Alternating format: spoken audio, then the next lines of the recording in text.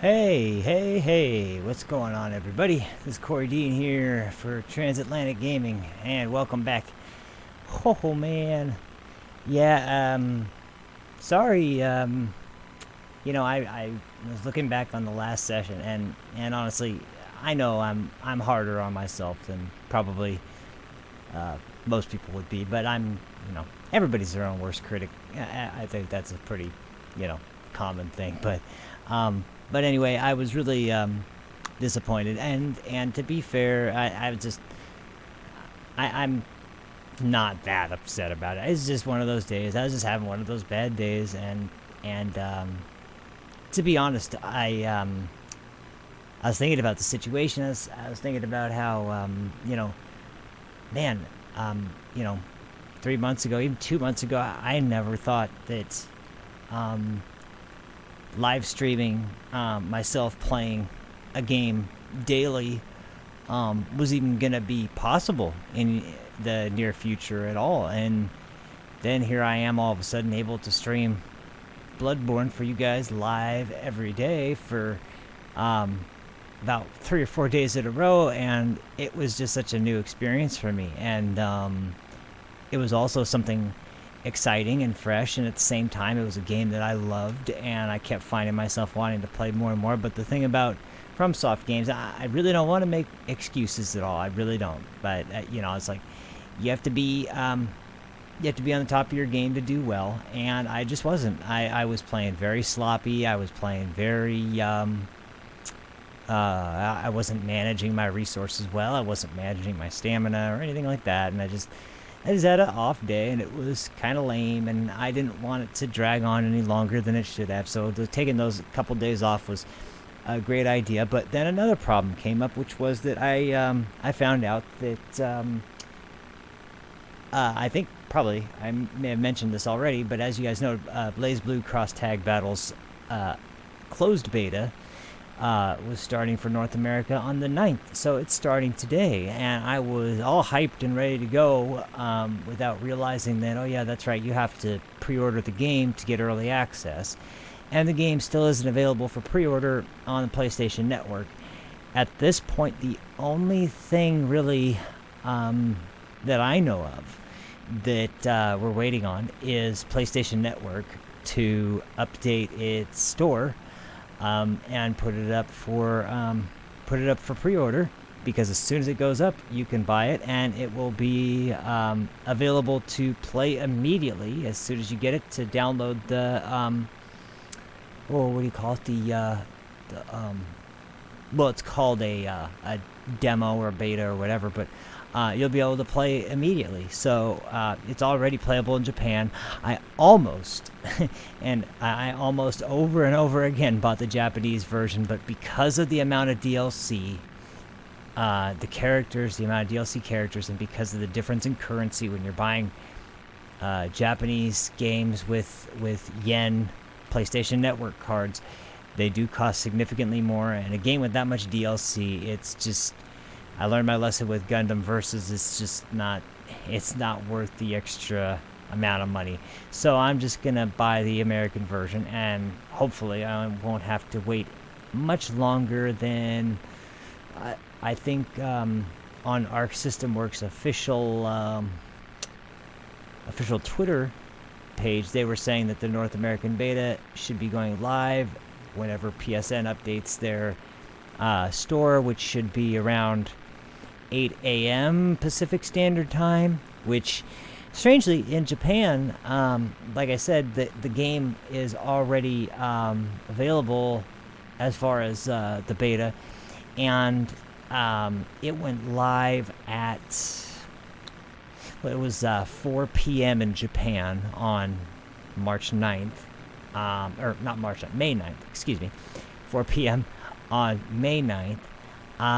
4 p.m. on May 9th would have been 12 a.m., which would have meant it's just past the time when it would hit May 9th, and I thought that would have made sense, but apparently I don't know what Arc System Works' deal is on this situation. I don't know why it's so far behind in the American version, but In the meantime, I figured I might as well spend my time productively, and instead of just sitting around stewing and waiting for Bloodborne to, or waiting for BlazBlue to become available, I'd stream some more Bloodborne because I am very anxious to get moving on to the next area, and this is a great way to not only kill some time before BlazBlue comes out, but to redeem myself for the last session, and to finally get to those things that I really wanted to show you guys after the last session.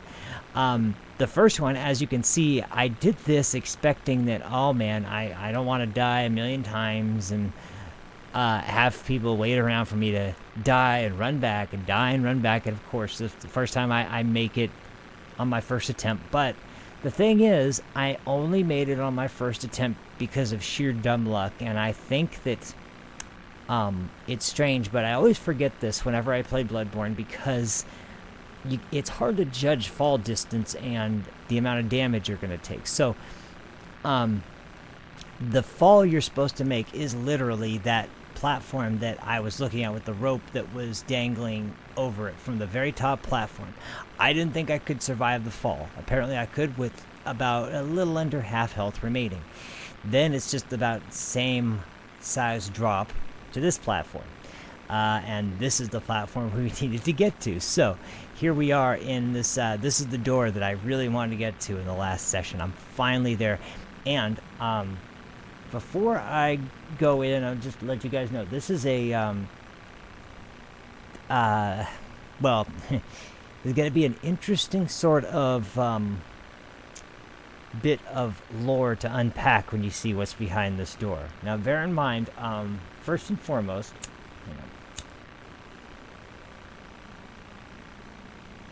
okay, bear in mind, first and foremost, we are, where we are. We are underneath the Church Hunter's Workshop. We are in the Cathedral Ward in the old shaft, or basically, I don't know even what you call this, the sort of strange old basement passageway to below the Church Hunter's Workshop, which leads down into the lowest section of Cathedral Ward. And this hidden door along the way right here is sort of difficult to reach. But here we are. It's not locked. Obviously, it's pretty hard to get to. But oh, and by the way, I did buy the repeating pistol. This is, like I said, this is one of my favorite firearms in the game. It has 2 barrels, and you fire off 2 bullets at the same time. It does do significantly more damage. It does make it easier to parry in a lot of cases. The only problem is that you eat through your blood bullets twice as, or your quicksilver bullets twice as fast, and your blood. So anyway, it does have quite a bit more punch, but for that added expense. So I like to keep a regular firearm on me when I'm doing that. And if I need light, then I always have my my lantern at my waist. So anyway, other than that, all I did was level up, and I bought one piece of the Tomb Prospector's garb from the Bath Messengers. That's it. That's all I've done. So a lot of stuff that we can get done today. The abandoned old workshop. Now, as soon as we walk up this way, this is gonna be very, very familiar.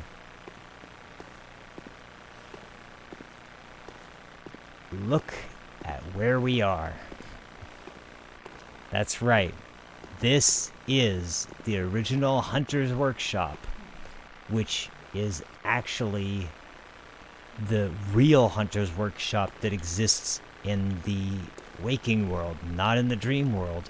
This is not the Hunter's Dream. This is the Hunter's Workshop. The original workshop Gehrman used to make all of his weapons at and trained all the hunters. It's where they used to craft all their weapons, and it's interesting. So, and there's the doll's clothes. Now, I'm going to grab everything that's in this area, and then I'm going to give you guys some some lore analysis, which this is, like I said, you know, when big plot points come around, I'm going to discuss them, and this is one of those big plot points, obviously. So, now, obviously, the main area itself is what the hunter's dream is sort of based on. We'll put it that way for now. But you can see the doll clothes are there in the trunk. Now, as we work our way up into the actual workshop, something else is sort of strange. In fact, quite a few things are very strange in this area. So first of all, there is a lantern right here, which makes sense that there'd be a lantern in the workshop. But there in the corner, something even more surprising. There actually is a real doll. And it says the same thing the doll said in the dream world when you first examined it. Although this doll, you wouldn't think would change with insight. I have 10 insight, obviously, at the moment. But this is strange. So this means that the doll in Gehrman's dream is actually, you know, a real...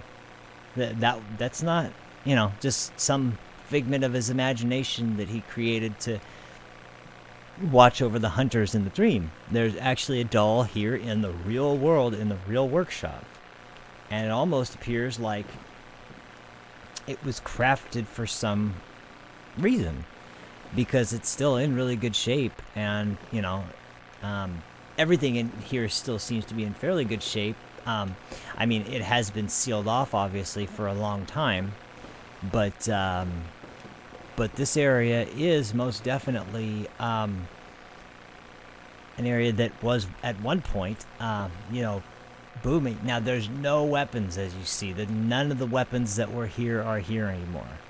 I'll briefly say that my theory on that, which seems kind of obvious, I guess, at this point, is that when the church hunters ascended to power, the original hunters, I would imagine all of their gear, all of their weapons, all of their tools, all of those things, probably not only were confiscated by most of the church hunters for their own hunts, but there also was probably a number of different types of parties that would be interested in the types of weapons that were crafted here. So, so now there's two more items here. Now these next two items, there's going to be a couple items here that are very significant. So we'll pick this one up first. The small hair ornament. We'll check the description in just a second. And then this one is probably the most significant lore-wise, but it's not much to say about it yet. So let me pick it up. It's 1/3 of umbilical cord. Now, you're probably wondering, what the hell? This is one of those things that I'm not going to be able to get into describing yet at this point, because those items, the umbilical cords, as you can see, the 1/3, so you can assume off the bat that there's two more, because you have 1/3 of it, so obviously there should be two more. But, hey, what's up, Predator? Sorry, I didn't see you there. How's it going, man? 906. Congratulations, bro. Good to hear. Good stuff. So anyway, let me show you very quickly. Let's go to the items that we just picked up, and let me go through the descriptions. So we just picked up, oh, is it a key item? Yeah, there it is. Okay. A small, very ordinary hair ornament. Although it has been lost for quite some time, one can still see signs of the care with which this tasteful ornament was once kept. Its color would stand out most brilliantly against a head of grayish hair. So that gives you your obvious sort of clue, that grayish set of hair. Who could it belong to? But the doll. But why is this doll? You know, this is probably the biggest question you would be able to. Oh, And one last thing, I forgot about this, but here's another important one. An old hunter bone. This is your first item that is sort of a magic item. This is what the game has in place of spells. You need a certain amount of arcane ability to be able to use them, and they cost blood bullets when you use them. But these items are very powerful. This one has the art of quickening, and now is when I'm going to need to start putting that that emphasis on getting my arcane up, because this item is incredibly useful as you approach the midpoint of the game. So anyway, but yeah, so on this particular gravestone, and bear in mind one other thing, the doll who is in the dream, when she's not over by the steps over here, she is at this gravestone. And why would she be at this one particular gravestone out of the many that are here in the dream? And then again, this is the only one in the real one. So, Aaron Bardsley, hey, how's it going, man? Thanks for being here. Thanks for watching. In any case, so to get back to the setting, just some food for thought. Now I'm gonna go back to the Hunter's Dream, but these are all things that just kind of drawing attention to as we move forward, because I'm sure you guys have been following along, with the things I've been pointing out, and I've been pointing out the important things for a reason. But this is finally where some of the little bits and pieces are going to start to come together. So, yeah, this is going to be really interesting when you actually start to unravel the reason. It's like I said, once again, you see here in this area, there's only that one gravestone up there, and the doll is still here, just like it was at the workshop. I'm gonna go ahead and talk to her. Welcome. What is it here? And I'm gonna give her the small hair moment. What is this? I can't remember. Not a thing, only I feel a yearning, something I never felt before. What's happening to me?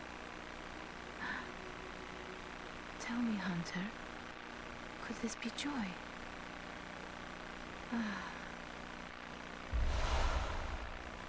Tearstone. Welcome home, good. What is it? Anyway, that's all she has to say on that subject for now. But, good, man. Glad to hear it. Doing good for the last 2 days. I've not had good sleeping because it's been fucking hot. Yeah, tell me about it, man. It's been hot as hell here, too. Jeez. It's, I really hope that this isn't a sign of things to come. Last year, our summer we had, I think, almost a full month straight of higher than 100 degrees for almost a full month, if not a full month, and at least 1 week of that was above 110. It was ridiculously hot. It was insane. Last summer was absolutely unbearable, and I really hope it's not like that this year. Luckily, my new car actually has AC, which is a nice thing. It's rare benefit. Anyway.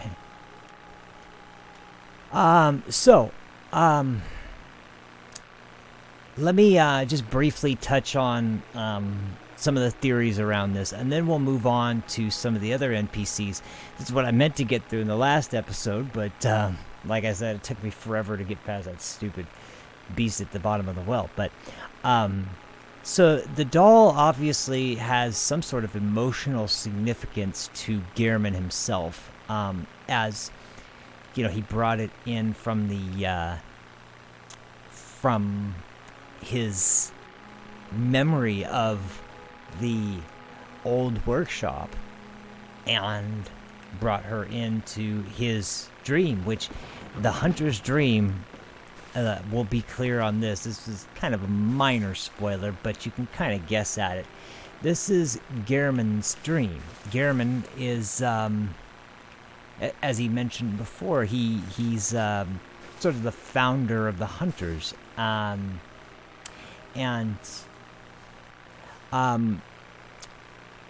so this area is his, and since the workshop was really where hunters all gathered to train, to build new weapons, to figure out new ways to stop the beasts. This was a place of refuge. And even after the church hunters had taken over pretty much by that point, by the point of it shutting down, Gehrman still was very much considering himself a hunter. But what is it with this doll, and why does he have such a strong connection to it? Well, the best guess, and all I can say at this point, is that it is a representation of a real-life woman. Obviously someone that Gehrman cared for very deeply, and possibly even a hunter. And one of the best examples of proof of that is that this gravestone here, once again, he remembers that this gravestone was here, which is why it's here in the hunter's dream. And it's the one gravestone that the doll in the dream, goes to. And once again, the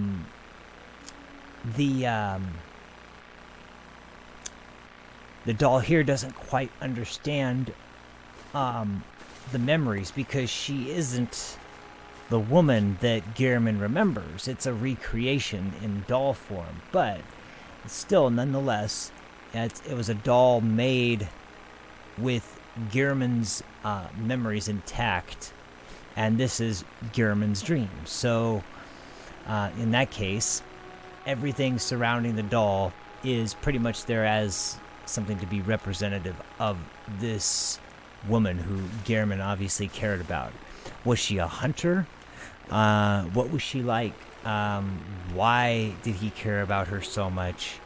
But anyway, these are all questions that will have to be asked about later. But as for now, starting to unravel little bits of the mystery surrounding the hunter's dream, the doll, and Gehrman, and the church hunters, and the original hunters, and what they were doing, why they were, involved in them, what kind of conflicts arose during that time. So, we're going to go back to Cathedral Ward now. We don't really need to do anything back in that shaft at the moment, but that does remind me, though, there was one thing that is kind of confusing me, and I'm kind of curious to see. Let me go up. What would that be? Yeah, I'm gonna try to. There's a couple more. There's a couple more side quests and character plot lines I'm going to be working on for a minute here. So, firstly, I want to see if I can actually get. Well, actually, firstly, let me take care of a couple things out here. Is she still? Yeah, she's still here. Recognize her. There's Eileen, the first hunter we met in Yharnam.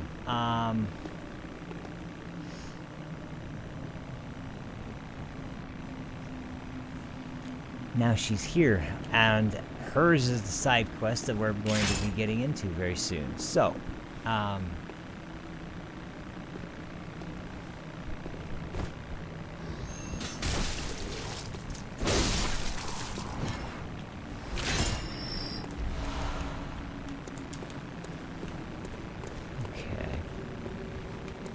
me go ahead and talk to her real quick. Oh, hello there. Perfect timing. I must warn you not to go near the tomb below Erdon Chapel in the Cathedral Ward. Henry, an old hunter, has gone mad. And he's my man. Don't go near the tomb below Erdon Chapel in the Cathedral Ward. I have business there first.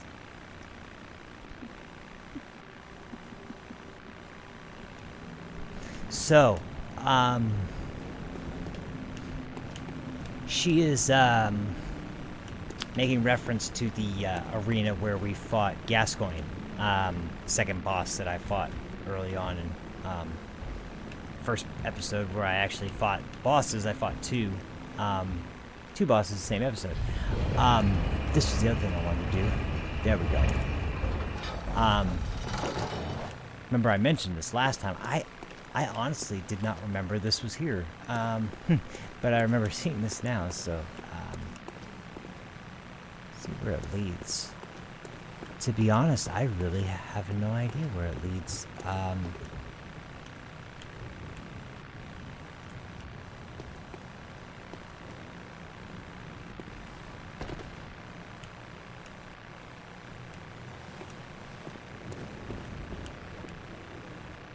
Oh, that's right. We're above Odin Chapel now. So yeah, right down there is the lamp and everything else. So I forgot this was here. Formless Odin. Now we're starting to get runes. We can't use them yet, but we're starting to get them. So, and very soon we'll be able to. The Urn Festival. Oh, I love that one. That one might be my favorite messenger decoration, actually. Or messenger decor, I guess I'll call it. So anyway, let me really quickly, though, because this mentions Odin, and this is the Odin Chapel, so let's see what this rune has to say. Because you'll hear his name mentioned quite a bit throughout the story, but we still don't really know anything about him yet, obviously. But, now, these runes, I'll just quickly point you to the right side of the screen where there's 3 gray square slots and 1 with a big like teal colored circle in the middle of it. Those are your rune slots. You need a specific item before you can use the runes, but that is where runes go. They each have different properties. This one gives you 1 extra blood vial that you can keep, so you can keep 21 instead of 22. This one increases your max bullet count by 4. This is unusual because you don't really know what transform means yet at this point. And to be honest, transform is one of those things that's a very specific build as far as like who could use it well and who can't. But yeah.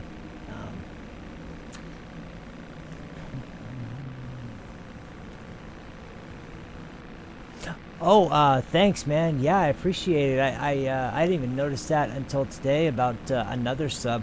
They've been coming in slowly but surely. But I mentioned this. To anybody that didn't want to read my lengthy description, I'll just mention here right now. I really appreciate the attention that the channel has been getting and the support that we've been getting since we kind of rebooted the channel.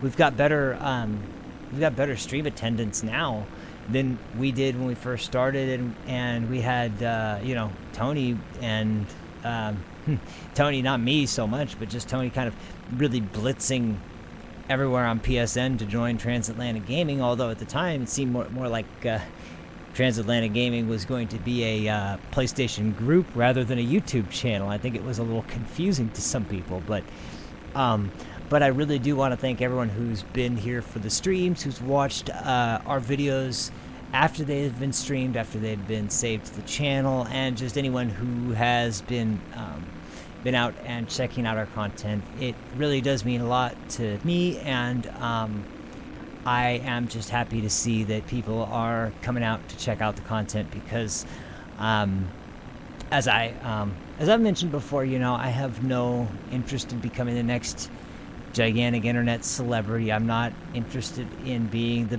biggest streamer on YouTube or Twitch or anything, but I like to highlight games and media that I think are exceptional. I like to share moments that I think are kind of funny or that are interesting, and I like being able to discuss and debate and sort of shed light on topics that I find interesting. And to me, it's just a privilege that anybody out there who finds those topics interesting, I just appreciate them being around to be able to share those with me. And in the case of a game like Bloodborne, for example, I mean, this is one of those occasions where this game was such a huge, it had such an impact on me because of the genre of being H.P. Lovecraft inspired, how much I love like cosmic horror and just like dark sci-fi in general. Dead Space and Dead Space 2 are also some of my favorite games ever. I love the original Alien movie, but cosmic horror on the flip side has more of a combination of the science fiction supernatural combined with less than modern technology. And that's what I love about it, because it gives you the impression of there being more like almost steampunk, but you know, not really steampunk. It's dark gothic sort of setting, but with implications of you know, cosmic beings that hold great power, like the most well recognized character from Lovecraft, Cthulhu, is to this day, you know, widely recognized as almost a staple of classic horror, and yet a lot of people don't know that much about H.P. Lovecraft, about much of his work, and about how Cthulhu is just one of many very strange and crazy creatures that he wrote about and designed. And he's just, his style of writing was brilliant, and it was sort of like a more science fiction version of Edgar Allan Poe, with storytelling rather than, or with long storytelling rather than poems and short stories. And his work was absolutely amazing. And to have a guy like Hidetaka Miyazaki, who designed Dark Souls and made, in my opinion, the absolute best example of modern day dark fantasy, and created one of the best worlds in existence in that genre, in the form of video games, and then to go on and create a game like Bloodborne, where it's about cosmic horror and moving completely away from the fantasy setting that he had been in with Demon Souls and Dark Souls 1 and 2.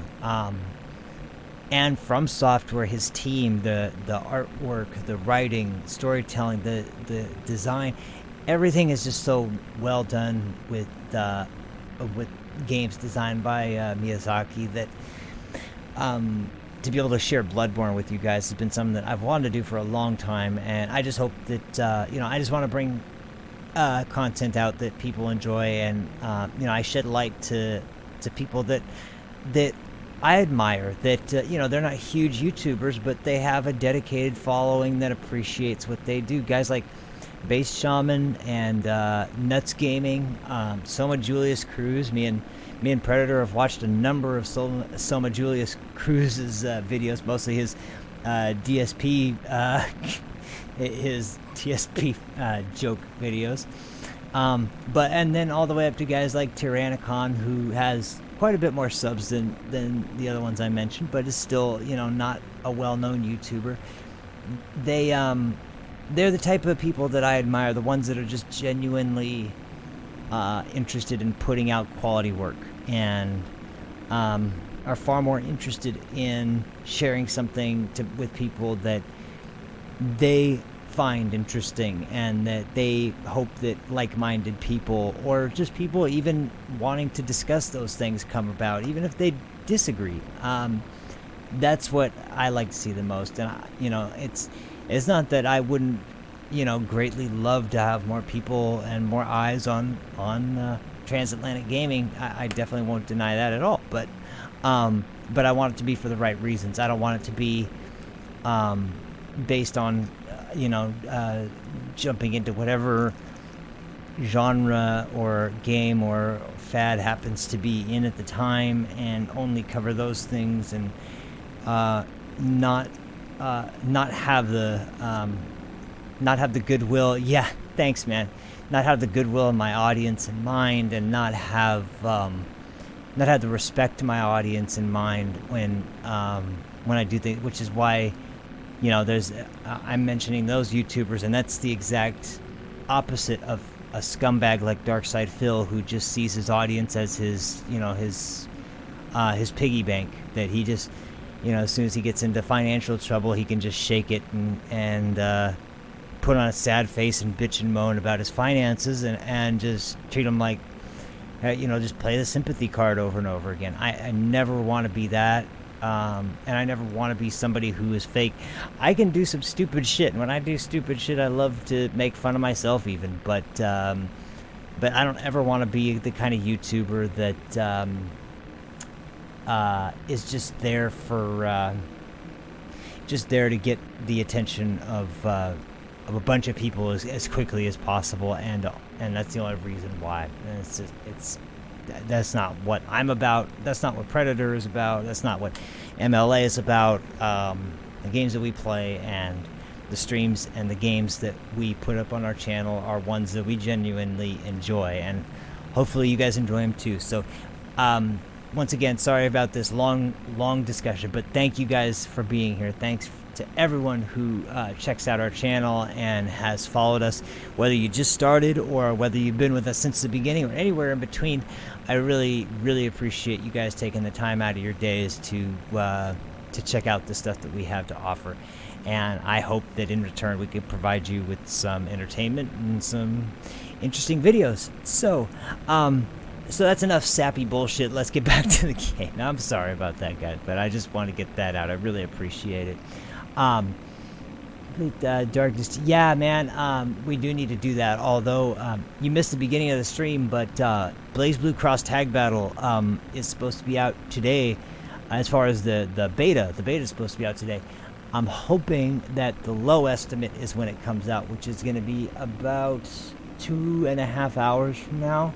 I really, really, really hope that's it. If that's not it, we could be looking at about 6.5 hours from now, or maybe even more. But regardless, I am live streaming some Blaze Blue Cross Tag Battle today. This is not the only live stream I'm doing today. I am streaming Blaze Blue Cross Tag Battles closed beta, and I am going to give you guys some videos from that, because I've been waiting for that game for a long time.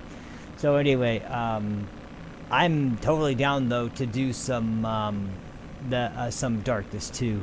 Definitely, I'd love to do some Darkness 2, and the three of us need to maybe do a Street Fighter 5 video in, or even, well, no, we couldn't do Street Fighter 4, or maybe we could, but maybe Street Fighter 5, maybe Ultra Street Fighter 4, whatever, just something in anticipation of a Street Fighter Anniversary, just so it, you know, not a long stream. We could do something short, but do something like that coming up soon, so that we can kind of use it as a video to kind of preview our matches that we're gonna have in anniversary collection. So anyway, just something to think about, you guys. Whenever or whatever you have in mind, we can do that sometime soon. But sorry, but Blaze Blue Cross Tag Battle definitely comes first. It'll be live for 5 days, and I plan to play the shit out of it in those 5 days. So anyway, sorry, once again, went off on another tangent. Let's get back to the game here. Anyway, the Formless Odin rune, this is what I wanted to read. A secret symbol left by Carol, runesmith of Bergenworth. The Great One Odin, lacking form, exists only in voice, and it is symbolized by this rune. Those who memorize it enjoy a larger supply of Quicksilver bullets. Human or no, the oozing blood is a medium of the highest grade, and the essence of the formless Great One Odin. Both Odin and his inadvertent worshippers surreptitiously seek the precious blood. So you can tell that by now. It's the first time we get a key phrase mentioned of a great one. Odin is a great one, and it's said there that he exists only in voice. Now, we're going to be getting into the Great Ones a lot more by the time we get to Bergenworth, which we are got about 2 more major areas to go through before we get to Bergenworth, and like 3 more boss fights. But once we get to Bergenworth, that's when the story kind of really starts to blow up in your face, and a lot of these things start to take off. But as you can see here, one other thing we get from this rune description is that the runes are sort of symbols, and the symbols are, I've heard the description before, it's hard to describe, but they are the written form of a language that is not capable to be spoken or understood by humans. But when you find one of these runes left by Carol, the runesmith of Bergenworth, bear in mind, obviously, Carol is a member of the Bergenworth scholars who is mentioned a few times. Bergenworth, obviously being the college where a lot of knowledge emanated from, as we learned from, what was his name? The guy we met in the last episode, Alfred. But as you can see, the runes are actually, when you use the runes and you assign them to the slot, what you're doing is you're actually etching that symbol into your mind. And that is how you're gaining the power of these abilities that are kind of beyond comprehension. You're etching that symbol into your mind so that you can use its power without having to draw on strength that you might not be able to totally comprehend. The item to be able to do that is coming up very soon, but until then, we'll be moving forward. So, get a smoke going. Complete darkness too. I got a good idea for 30th. We do 4 Alpha 3 Super Turbo or 5. Yeah, that would be cool. Man, me and you could do some stuff on Fightcade, and then me and you and MLA could do some stuff on PS4 for the newer games. So yeah, that would be cool. That would work out great. Okay, is there anything else I needed to do in this area? I mean, like, that was kind of more important to do in this immediate area.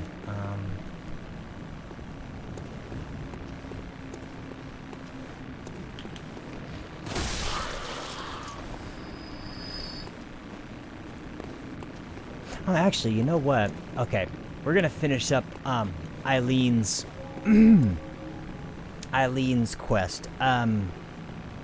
think the best way we can do this is we'll go back to the Hunter's Dream, because I forgot about something, and this is another thing I've been forgetting to show you guys. The way you could use these items that might not be items you can socket right away, but they do become socketable items as you move along.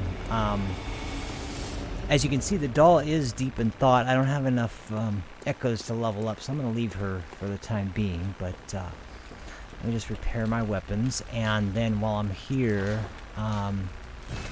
show you one other thing, which was that the inventory. We have now this tear stone display.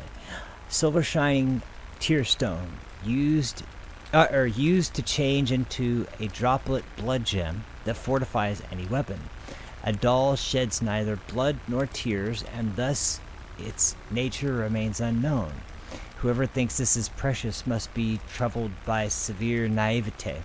And, you know, going back to Gehrman on this was the doll's tear, and it's a kind of a constant reminder that even though he produced this doll that's very lifelike, that while he's in the Hunter's Dream, it can act and talk and do all the things that a person could do outside of you know, a little strange in the way of understanding of humanity, but it is essentially like a human, except it's still not a human, and it's kind of hinting at the idea that he knew, which is why you notice that he never talks to the doll, he never interacts with the doll. He almost seems to consider it a failure. And once again, you know, it's like he was trying to bring back, you know, some sort of replacement for this woman who he cared for deeply. But the doll was only kind of like a band-aid. She was not the woman. As you can tell, you know, she's not in any way the kind of person you would think that someone would, you know, fall in love with or anything. She seems like very aware that she's nothing but a doll, not a real human. She's given life by the Hunter's Dream, and etc., etc. So anyway, but there's one other thing. So the red jeweled brooch that we got a long time ago, and this tear of stone. There's a couple things that I can gain out of these. I'm going to use them now.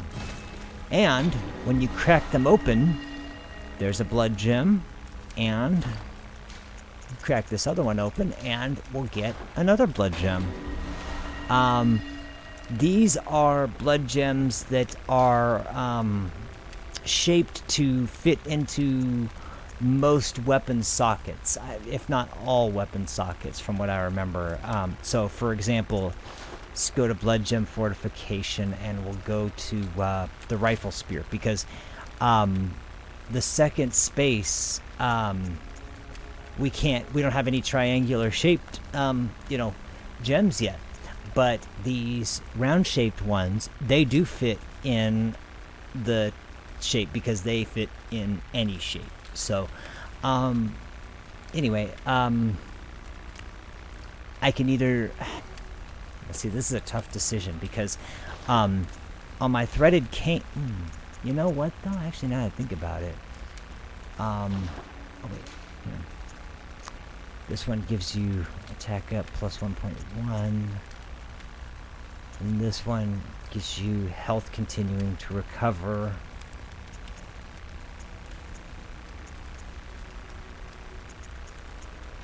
+2 instead of +1. Okay. But then again, that will fit in that slot. This won't fit in the other slot.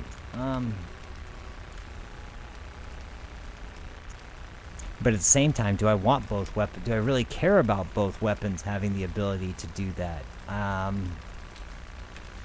this point, the rifle spear is such a powerful weapon, and rally potential. Then again, though, you know what? Rally potential in particular. Rally potential is how much health you get back when you are restoring the orange health. That, you know, when you take damage, you have a certain amount of time to attack back. And you can gain back some of the health that you lost, the orange section of your health bar. Rally potential bonuses are how much health you get back while you're striking to restore that health. So, yeah, it's... guys. Oh, man. Cool. Good stuff, man. Yeah, that game's awesome. That's a really fun game. Like I said, it's got... And if you haven't yet, try the, what's it called? The, drawing a blank. RPG mode. Try the, RPG mode. It's, well, it's really good. It's really fun. Oh, you know what? I just realized something. I have a good idea. I'll put this blood gem here, and then what I can do is I can put this in the blunderbuss so that when I am using the rifle spear, excuse me, I can keep my shotgun in my offhand. Which, by the way, if the shotgun, or if your gun, whatever gun's in your offhand, when you go to switch, transform your weapon, even if you're two-handing your weapon, the effects you gain from the from your firearm, from your offhand weapon, you still get them. So yeah, that's... Oh, you tried the RPG mode. Nice. Yeah, it's fun, man. It gets pretty rough, but it's a lot of fun. So let me see if there's anything else that would benefit this at all. Nah, none of these have enough damage. Okay. All right. So now, here we go. We're gonna go. I better. I can't remember what he uses, but I think. You know what? I should be fine. I'm not even gonna worry about it.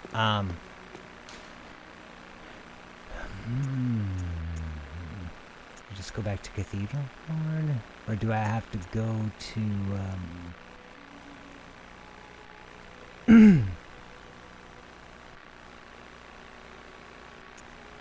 You know what? I'm gonna go at it from this way.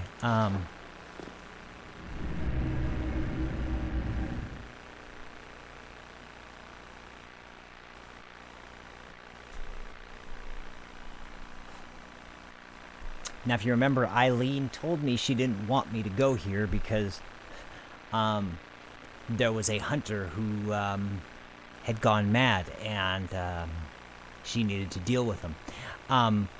This is something that you may have picked up on already, but it's not something. It's not much of a spoiler. But Eileen is a hunter of hunters.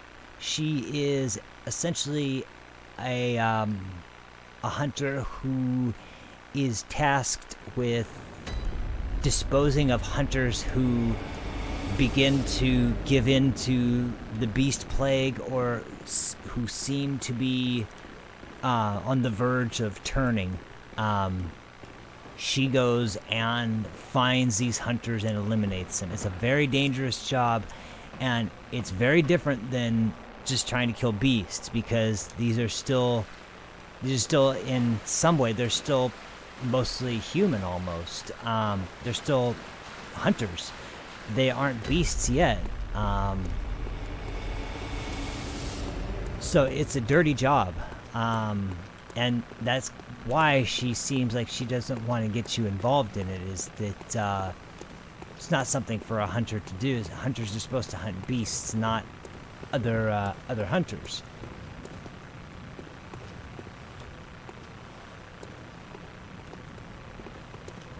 There he is. Oh, jeez. Ooh, man.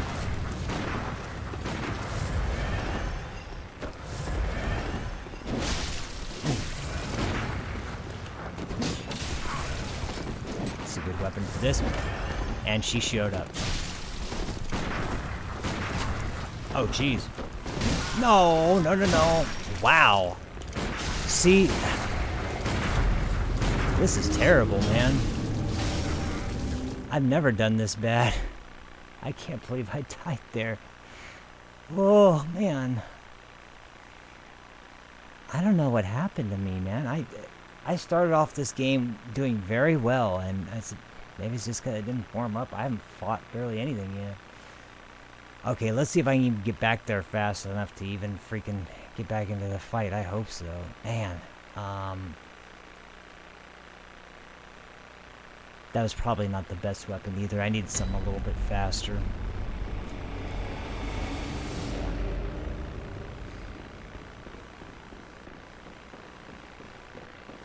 I think I'll survive this.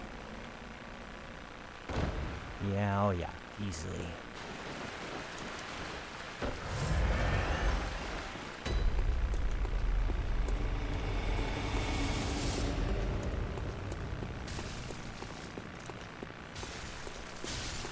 Give me these.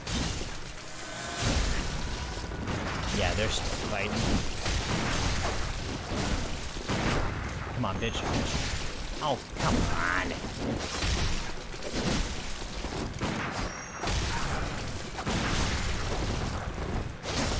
You're not getting me again, asshole. I just realized. Ah, here we go. No, she screwed up my visceral.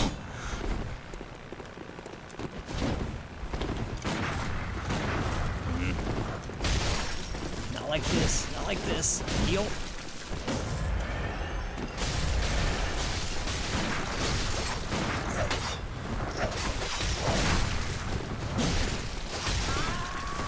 Man, there he goes.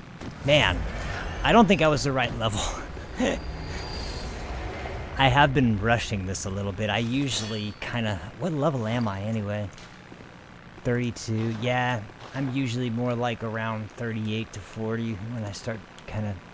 I haven't grinded at all since I've started this, so... but regardless, I can get what I came here for. And now I can kind of move on and... I didn't lose anything, so that's good. That wasn't necessary of you, but you have my thanks. We made it with our lives. You're not bad at all. You must have killed Gascoigne as well, then. He was falling apart, I'm sure it had to be done. But try to keep your hands clean. A hunter should hunt beasts. Leave the hunting of hunters to me.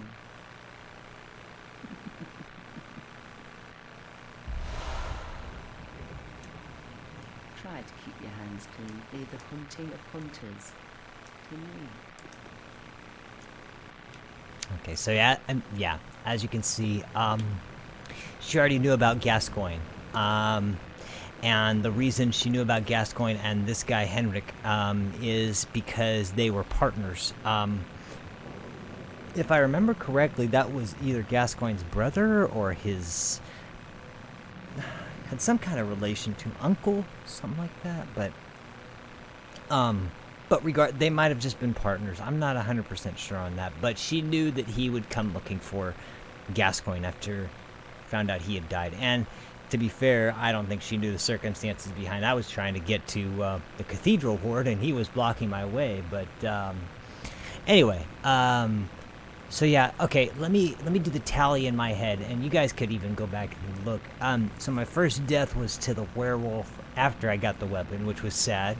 But okay, so I died there. I didn't die.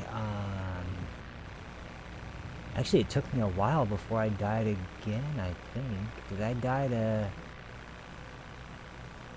I think my next death was... Let's see. I survived the rats down in the thing where I got the insight. I survived the other monsters there. I beat the Cleric Beast, and then I beat Gascoigne. Man, when was the next death I had? Who did I die to? Oh, that's right. It was when I went to Old Yarnum and the crows in the corner when the guy was gunning at me. Okay, so that was number 2. Number 3 was not that far off. That was when I died to the Bloodstarved Beast. After that, I made it to, so where'd I go after that? That was when I jumped down the hole and I died to the, what's it called? That weird goat beast at the bottom of that, the area beneath the, church hunter's workshop. And then I died again on my way back down when I fell and died by falling in the wrong spot. And then I died again just now to Henrik. So that's 6 deaths so far. That's really not actually that bad, I guess, but I guess it's just that it's kind of sloppy deaths. I don't know any better way to put it. There may be one I'm forgetting. So we'll say roughly 6 or 7. It may be 7. So I'll give it the benefit of the doubt. But I really don't think there was anything else that actually killed me, because I remember I almost died to the rats, but I didn't. I almost died to that flame-spewing church dude, but I didn't. And I don't remember any other time where,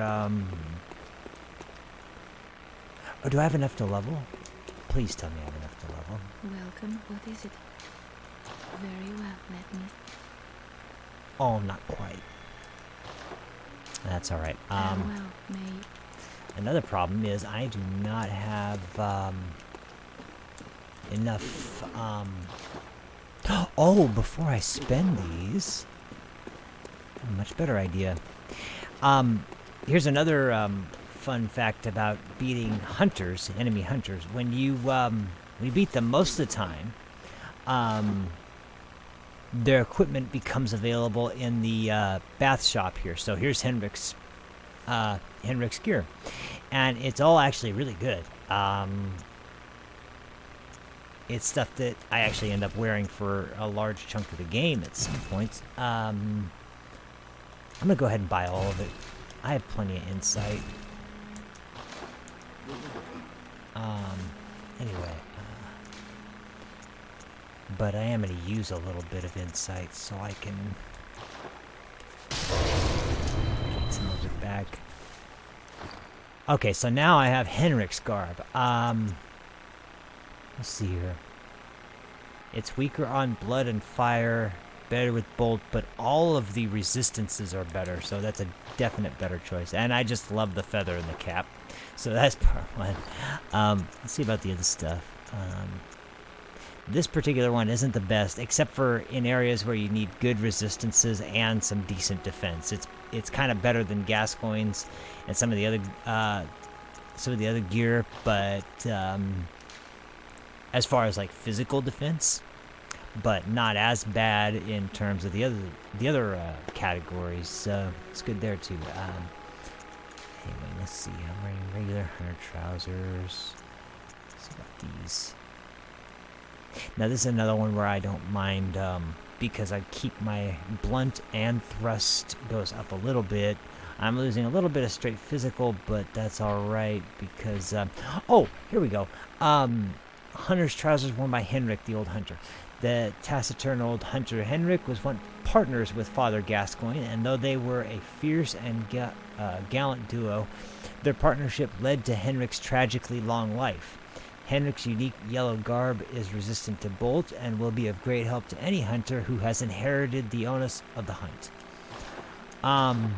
So yeah, that's a that kind of confirms it. I forgot they're not related, but they hunted together so often that's why I kind of always end up forgetting that they weren't actually related, but they may as well have been because of how close their their bond was. Anyway, I actually do need to see. It may not be a bad idea to wear some of the charred hunter garb because guys down here do definitely use fire. Ooh, you know what? These are actually... Yeah, this is a good idea. Definitely a good idea. Let me take that. So there we go. We got those. And I hate to admit it, but honestly, I gotta have fashion. I gotta look good while I'm killing beasts. I'm not completely into the whole fashion Souls, fashion-born sort of thing, but at the same time, I also don't want to look like a slouch. The hunter garb has great fire defense, so that's all right. Okay, I think we'll take it. There we go. That'll work. Okay, now we can finally start going down into some of the areas that are going to start getting very interesting as we move along. Let's go back to the Cathedral Ward. There's two more things I have to do, and then I'll be moving on to the next area, Hemwick Charnel Lane. So, the two things are to explore the alleyways of the Cathedral Ward, the areas that I haven't quite been to yet, which are in the last episode when that guy with the flamethrower popped out from the streets back there. That guy is the first enemy on a street that is sort of like the, as I said, the residential areas of the Cathedral Ward. And there's an NPC down there, as well as some new armor that's very useful. So I'm going to do that.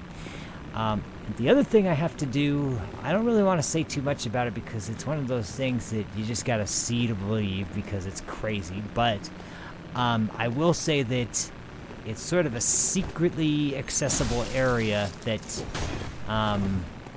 you would never guess is a... Ooh.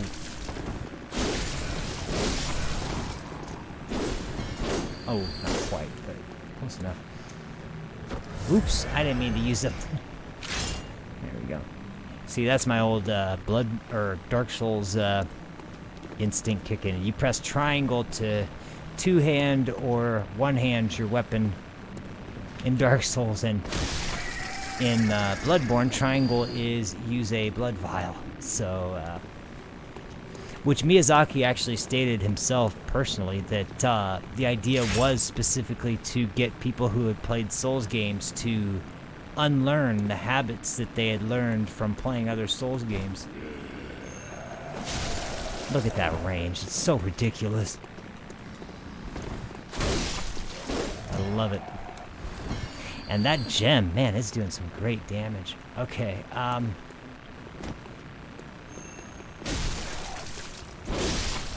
alright.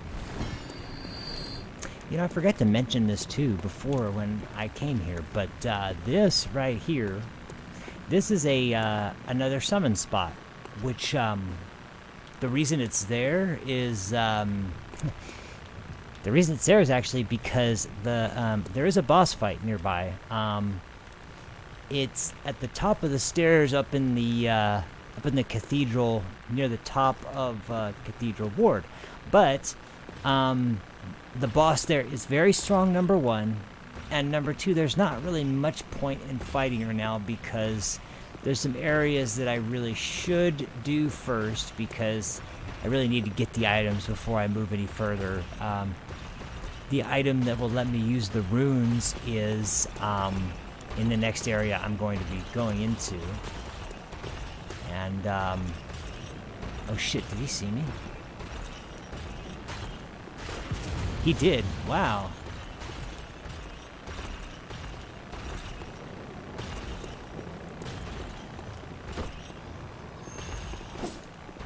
Hey, dude. Ran away. Oh, shit. Oh, fuck!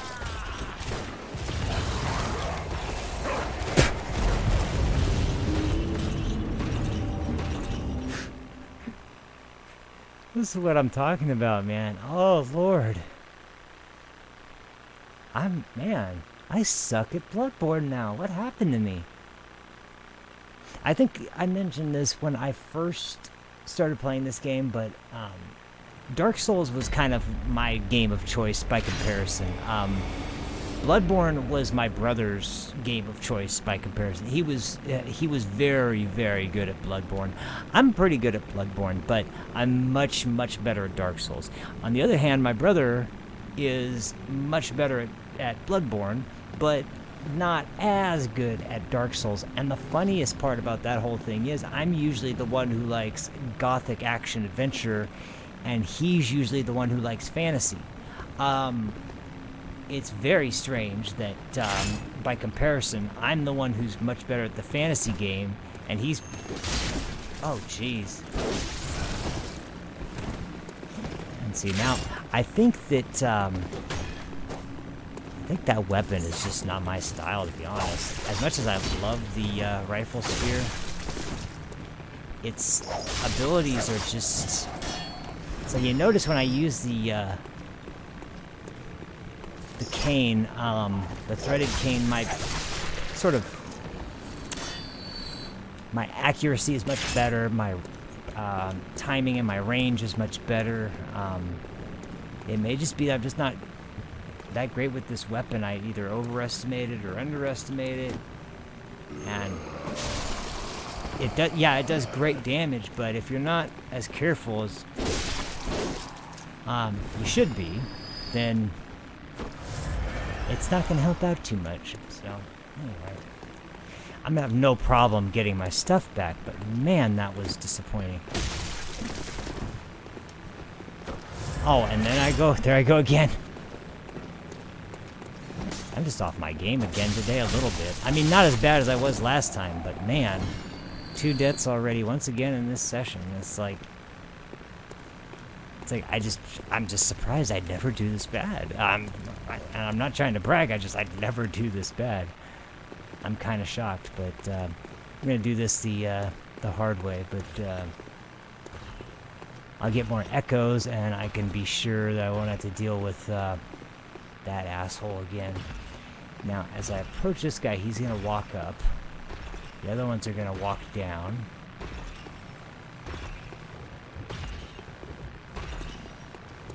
Here we go. Yep.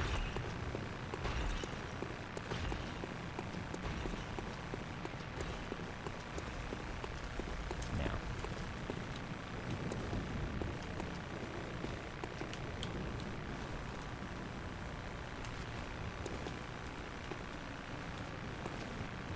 I really need to save up my echoes to get a different weapon. Or I could just level up my saw spear, I guess. I don't know. Maybe I should just try a different weapon. One of my favorite weapons is available, but man, it's expensive. 20,000 echoes. I forgot it was that expensive, but, oh well. Anyway, let's take care of this son of a bitch first. There you go. Come on, sucker. I'm gonna get you, sucker. You know what's crazy, too, is that, to be honest, now that I think about it, it is fair to say that I actually did parry Henrik. I actually did do a fair deal of damage when I got to him. I just didn't get to exploit it because my NPC partner ended up hitting him before I could land the visceral attack. So, okay. Here's the other one. You son of a bitch. Oh, he's got my echoes. Now, see, you notice how his eyes are lit up? That means that your echoes didn't land. Oh, no, no, no, no, no. Not like this. No. There. So, yeah. sometimes your blood echoes don't land on the ground. A nearby enemy picks them up, or the enemy that kills you picks them up. So it's not always, and that can even happen with bosses, by the way, which is really scary. It's like if you don't kill the boss, you're gonna lose your echoes. But yeah, that's one of the aspects of Bloodborne that's totally different than Dark Souls. Dark Souls, you always can retrieve your lost souls by just retrieving your body. Oh wow, that sucks. I didn't even get to kill the dude. That's not good. He's gonna come back up here and freaking... Or is he gonna come around from the other direction? Nope, he's not gonna come around from the other direction. There we go.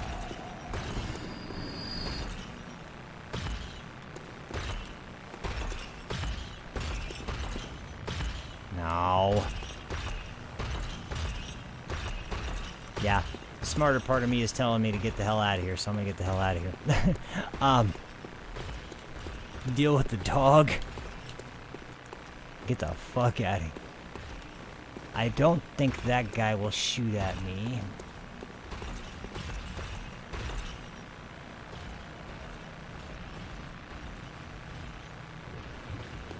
Or maybe he will. You know what? I'm not taking any chances. To hell with this bullshit. I'm gonna kill that son of a bitch. I do need to start challenging myself a little bit too, because I think I'm staying a little bit too much in my comfort zone as well. Where'd he go? Where the hell did he go? Oh, there he is. How'd he end up down there? That. Maybe now he'll come after me.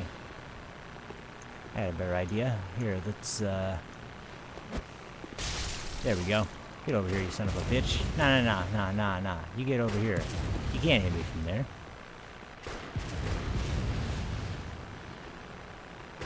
Am I really gonna have to waste this on you? I really am gonna have to waste that on you.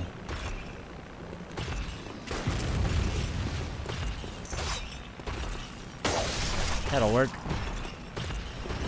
Okay, there. We're free and clear.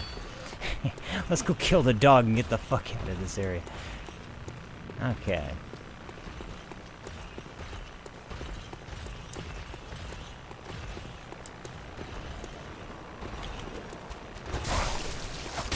Down, Fido. Get out of here. Son of a bitch. Anyway. Okay, now, back to what I was doing. More important matters. Shit. I thought I could grab that item before he got out of there. Apparently not.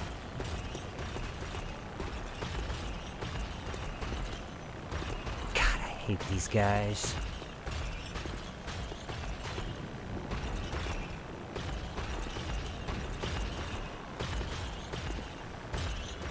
I'm pretty sure that's another madman's knowledge. Ooh, wait.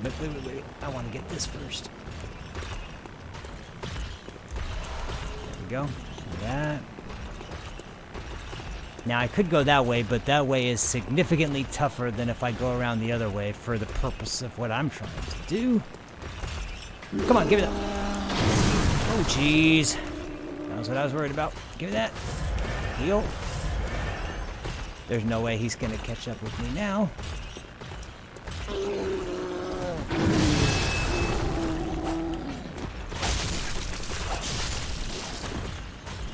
You know what? Fuck it. I'm gonna kill this son of a bitch. Just to fucking... almost to prove to myself. Oh, jeez. And I screwed that up.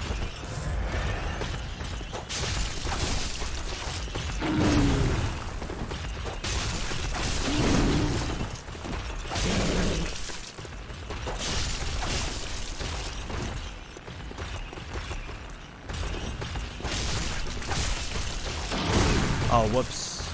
Damn. See, I keep getting hit by everything. I need the freaking... Oh, no. I like that. I've seriously lost all my Bloodborne skill that I used to have, man. I used to be so much better at this. Whew. I'm gonna need to spend a session kind of, you know, off stream, just kind of getting back into the groove, but man.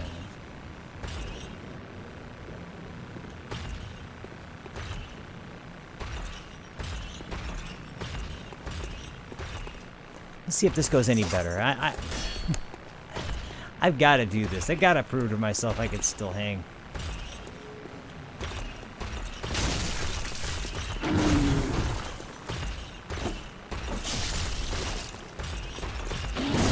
Oh, fuck.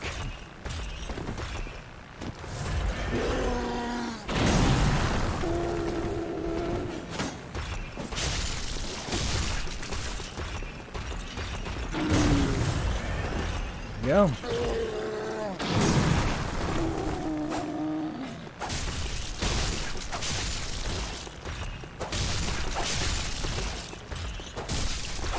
Goodbye. Okay, well, it took way too many blood vials, but I didn't die, so there we go. And I got 3 blood vials, so that'll work. Okay. And look at how many freaking echoes I got for that shit, man. There we go. I think I got everything I can get from over here. The only thing left... Oh, Jesus! I don't want to hit you yet. There we go. Okay. Alright. You know what it may be? I may be just kind of too relaxed. Because I think one of my problems right now is that I'm just... kind of just casually just... like that. Shit like that happens and I freak out and it's like, oh my god. Although to be fair, that fucking thing is meant to scare the hell out of you, but either way.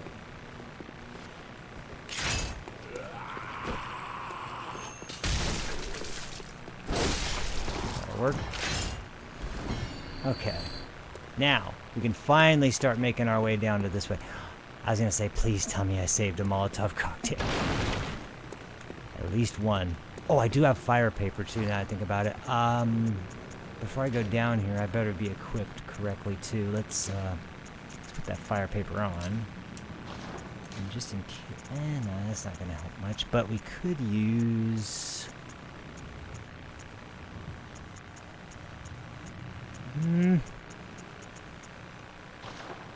Nah, that's good enough. Okay, let's see here. Oh, poison knives. Okay, so these are like throwing knives, but poisoned. Status effects work on enemies too, of course, by the way, in this game.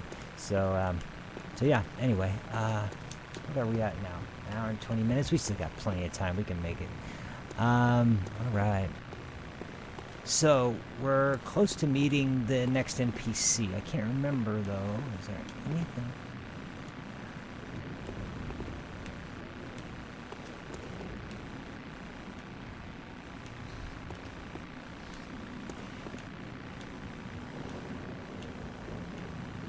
There are enemies nearby, but I don't think they're on this side. Yeah.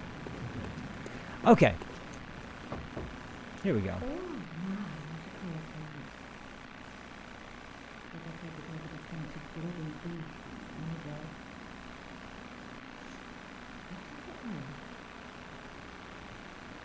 I'm off during hunt, so if that's what you're here for, I'll leave you to your own devices. If that doesn't do it, come back and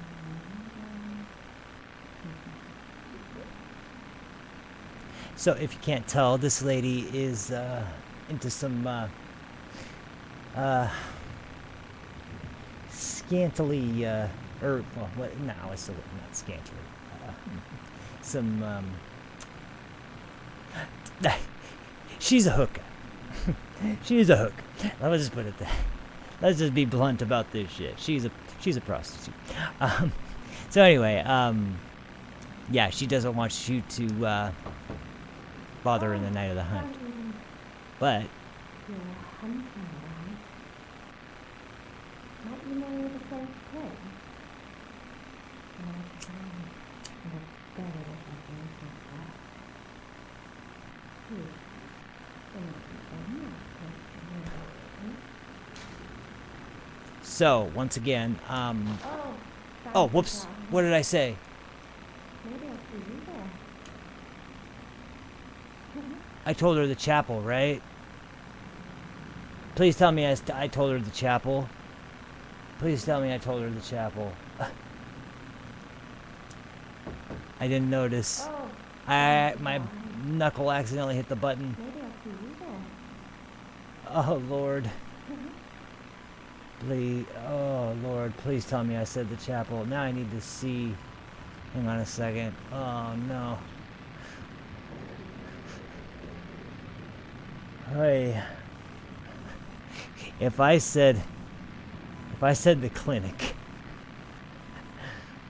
I'd be very angry. I'd be very angry. Very angry.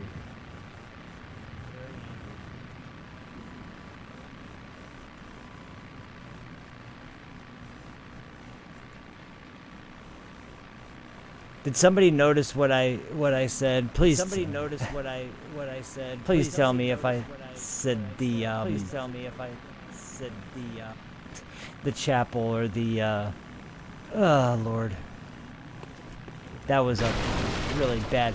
I'm sitting here looking at my pack of smokes. I'm like, I need to pack up another pack of smokes, and as I grab my controller again, my knuckle hits the X button before I have a chance to look.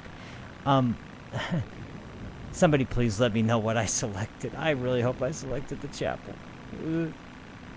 Hang on just a second. Let me get my other pack of smokes out.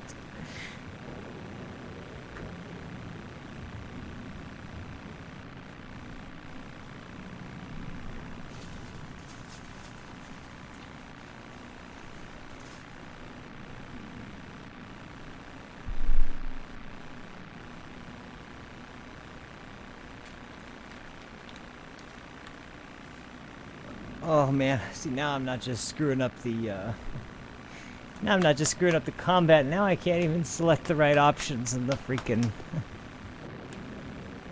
man. If anybody saw what I selected, please tell me, because I really hope I fucking selected the right thing. Oh Lord. You're not from around here, are you? Well, an outsider who's come to join the hunt? What a pathetic idea. You what? What, you think I'm a beast? Well, maybe I think you're a beast.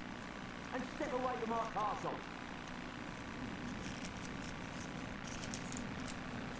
I love snakes though, man. But, yeah, my dad hates snakes. And even though I would love to have one, that is pretty expensive. I mean, 230 pounds on a snake. I would say though that that's cool. That would be cool as hell.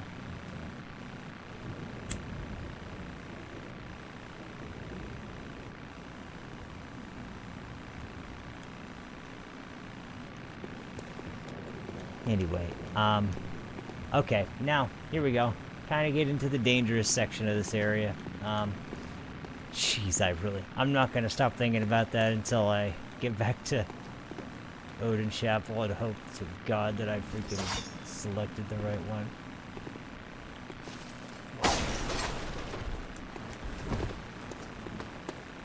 Come here.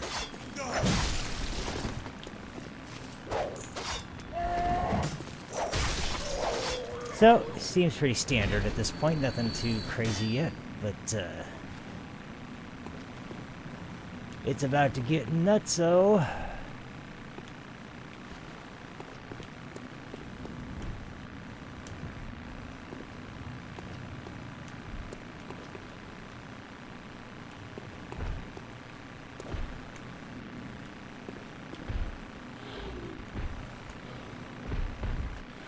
Here we go.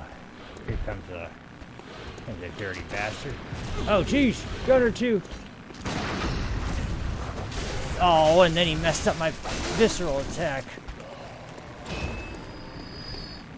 You're the second cocksucker that's messed up my visceral attack. Oh, jeez. You're not healing on me, bucko. Oh, jeez!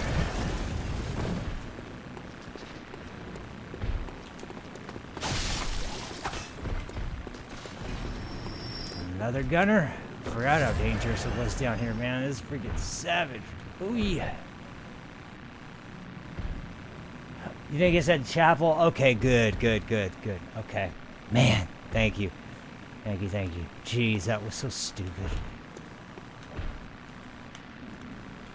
It's not the biggest thing ever, but it is much nicer in the long run if I send just about everybody to the chapel. I want this. More poison knives. Where is this bastard? There he is. You know what? I have an idea. I'm gonna get rid of you. Please. Ugh.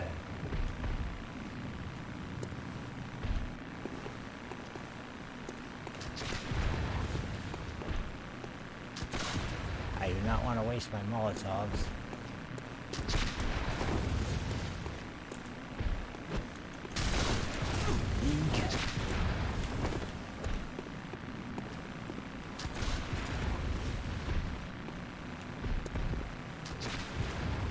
Fair idea, actually. This will heal me. The blunderbuss out, yeah. There we go. Oh, come on. Oh, I hit him the first time.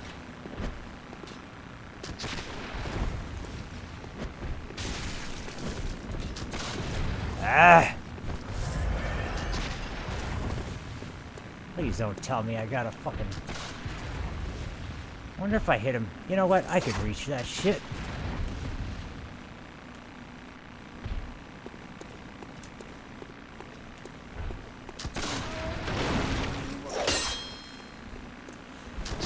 No, I can't. I need the freak... I cannot waste it, and there's a really good reason. You'll see why. Once I get up top there, why I can't use my my Molotov.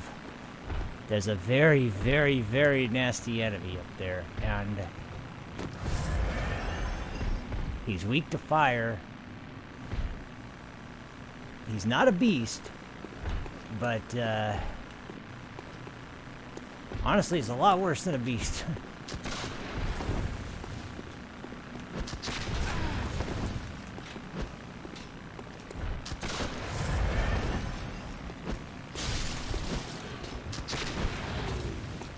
Come on.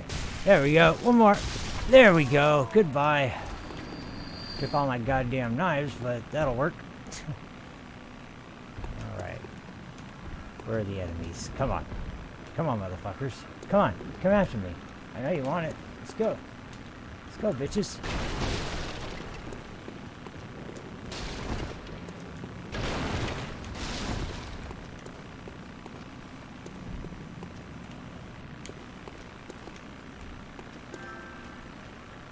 Thanks, man. Yeah.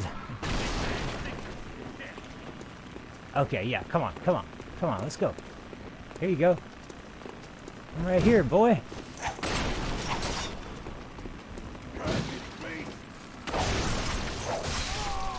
There we go. This is one of those areas that you have to take, like, very, very slow. One enemy at a time. Carefully, carefully.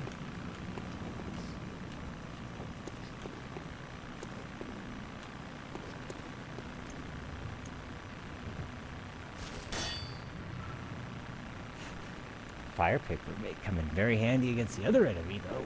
There's another enemy up here that... In fact, fuck it. Let me go ahead and do that.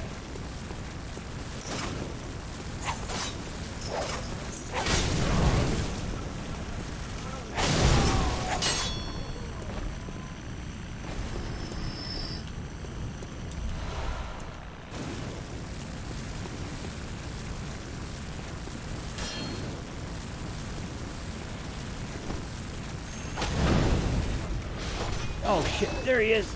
That's not the one I was worried about, but this one works.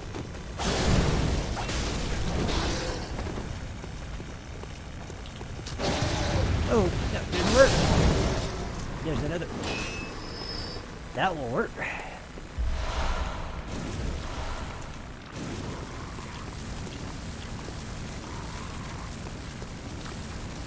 That is the enemy up there in the corner. I don't know if you'll see him. Whoa, that's not him. But, take care of this one. Now there's a surprise bastard behind this. Oh, that's the son of a bitch. I can hear him gurgling.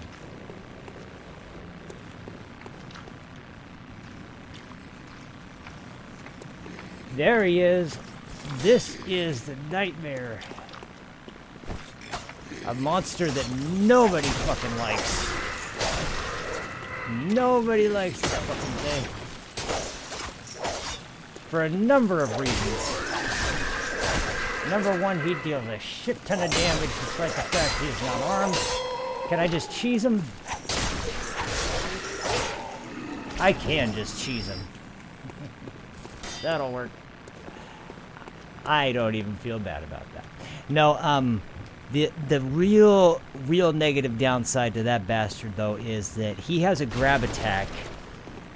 And it's a very unique grab attack. Unlike most grab attacks in the game, rather than just doing damage or applying poison or, you know, doing some kind of status effect while he's grabbing you, instead, it sucks insight out of you.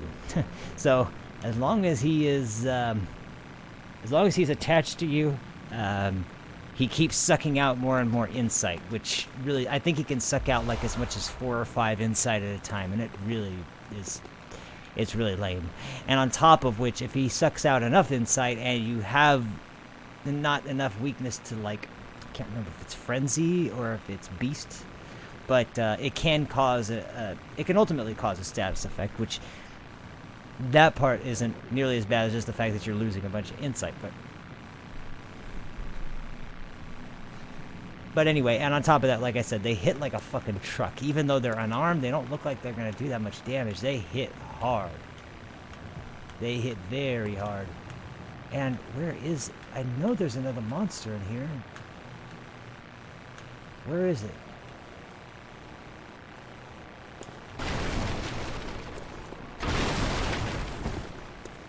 Thought there was another monster in here. There should be. Maybe not. Huh. That was it. That's surprising, but I guess that is it. Okay, cool. Well, now we can go back and can finally finish up this area. Once we get done here, that was it aside from... This is one way you can take care of him kind of easily, by the way. If you have a Molotov cocktail, you could just stand up here, and you could usually hit him from here, because he's standing behind that, standing by that coffin over there, so you can usually hit him like that, but later on, I mean, there's areas where they are, you know, they're not as obvious, or they're just... more of a pain. I think I've gotten more frustrated with those enemies than any other regular enemy in the game, but yeah, a lot of people have. And they are weak to fire, but... What's that sound? It's a weird sound. That's where he was. Ooh, twin bloodstone shards. Okay, cool. That's a good find. It's an antidote. Quicksilver bullets. What I'm looking for specifically is... Oh, I think... it might be somewhere else. Or is this it? This might be it.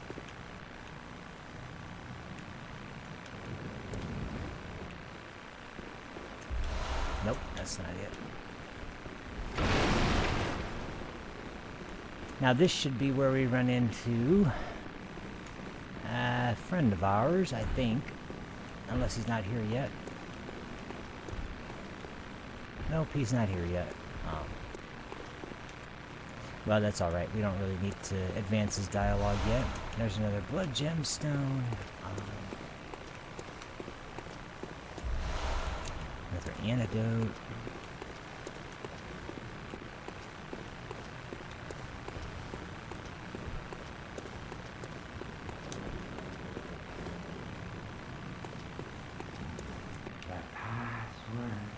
Okay. Now this is the gate that was mentioned earlier. I think it was oh man, I always forget his damn name.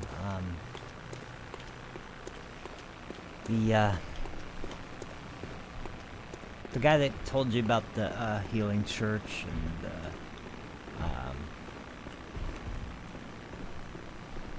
the Bergenworth scholars who found the old blood beneath the tombs. And God, what's his name? Lawrence. No, not Lawrence. Lawrence is somebody else. Jeez, what's his name? Anyway, if you can't remember who I'm talking about, it's not that big a deal. But anyway, so anyway, that door is blocked by guy who's asking for the password, which is the mantra of the healing church. The mantra of the healing church is the password to the door. And so,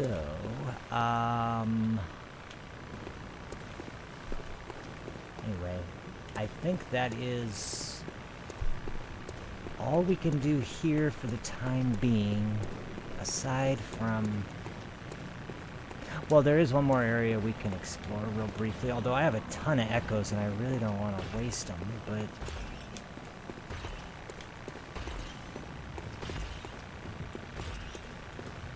Yeah, because I'm going to go this way anyway.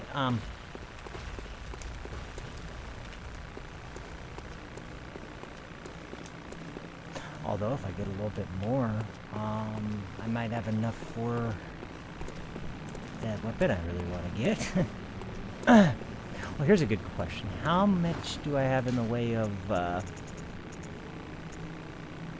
this is Thick Cold Blood 4. How much is this? 1,200.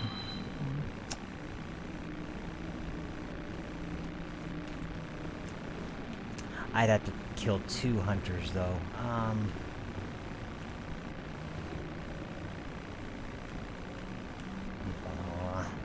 There's no way. What would be the next step? Well, ultimately, I better just go level up, to be honest. I better get a couple more levels before I move on. I need more health really badly, because I think that's my biggest problem. They are knocking a hell of a lot of health out of me with each hit. And... oh, I remember the last thing I was going to do. I'm going to go ahead and do that right now. And I need to spend all my echoes anyway if I'm going to do that, so... Welcome home. What is it? Very well, let me... should be able to get at least 2 out of this, maybe 3. No, 2. Okay, first of all, we can finally break 700, so let's do that. And 80 defense now. Now, ultimately, let's see. I want to be able to use that Bone of Quickening, but I still am going to need quite a bit of points in Arcane. Although 12 will get me access to one of the items coming up. But at the same time, skill at 20 would be very nice to boost my... Yeah, I'm going to round that off. I won't have to worry about skill for a long time now if I put one more point there. So, there we go. My damage is really good. Farewell, may you... Now, let's repair.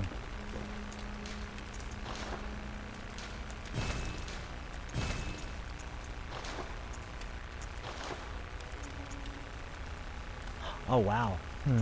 And low on bloodstone shards. I only have, man, one more twin bloodstone shards and I can finally get some weapons up to level 4. Although, man, I really need that weapon. What did I get in the way of blood gems? I got some new blood gems. Oh, I got a level 7. Ooh, that should be good. Oh yeah. Physical attack up at full HP. Wow, that's really, really good. Okay. That one's definitely going on. Alright, oh,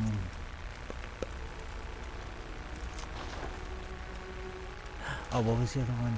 Okay, this one. This is the HP recovery and...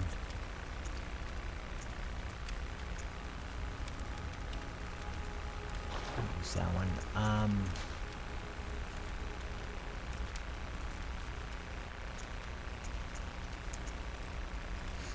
Okay, this is still probably the best setup here.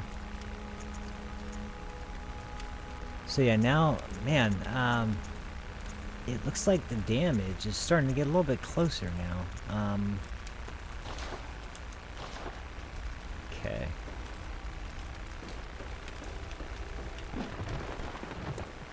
I could do a chalice dungeon, I guess, but nah. I'm not gonna do it yet. Alright,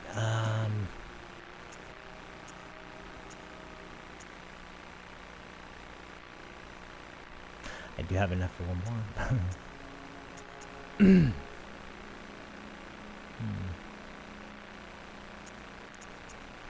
See, now this is the weapon. Oh, good lord, I don't even have the strength for that. You know, I wasn't thinking about... Oh, shit. Whoops, sorry. I was not thinking about that aspect, but that does have a strength requirement. And it's not too shabby either, which means that I'm going to have to come back for that. Jeez, what weapons are coming up that...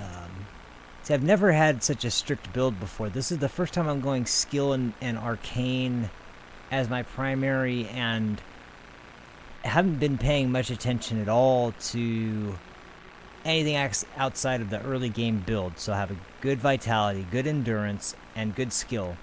And I just picked up my first arcane required item, so that's the only thing that's been on my agenda. And getting enough blood tinge to use the rifle spear, but that's still kind of a skill-based weapon, so it's not like it's missing out on any points. So this build is getting... It's going to be good once I get to, you know, about around level 50. I think I will have... I think I'll have everything in order as far as the things that I really need the most. But the problem is getting there safely. So... let's see. You know, I think we're good with that. Okay. Now we got to do one last thing while we're here. This will be a good spot to end it for the day. Then next time I play, I can get down to oh, what's it called? Hemwick Charnel Lane, and I can start moving on towards the next boss fight where I can get the runes. But now I will show you guys the last thing I was going to do. I'm going to show you how to get to the secret area.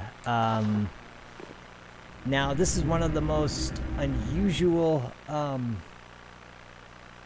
unusual ways to access, which, to be honest, even the DLC in this game to access it, it's a very unusual method. But we're we'll get used to it by the time we get to the DLC, trust me. Anyway, and we can check to see if I sent the prostitute to the chapel. I think the first choice was the chapel, and if the first choice is the chapel, then it should be good. And she's going to be right up front, so she should be there if I sent her.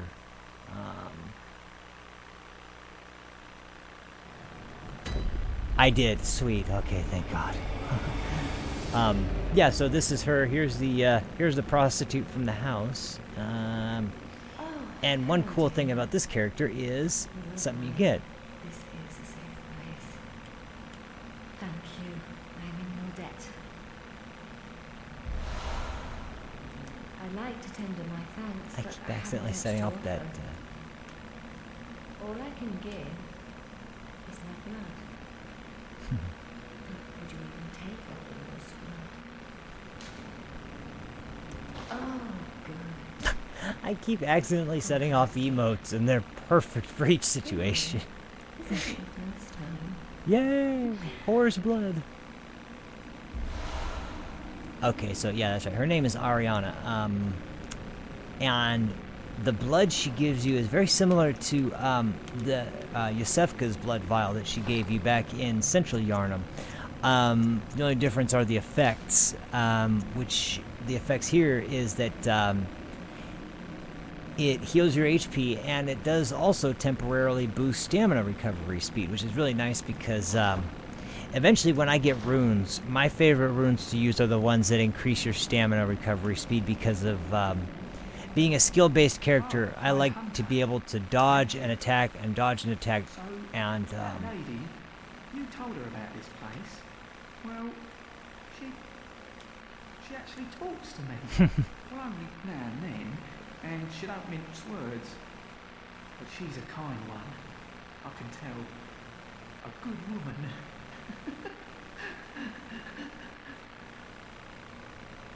If you find any saint survivors, well, send them along to Urban Chapel, will you?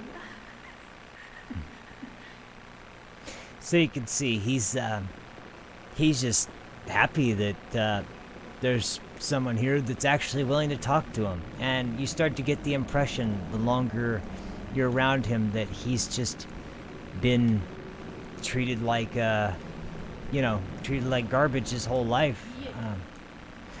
Her dialogue hasn't changed at all, so okay.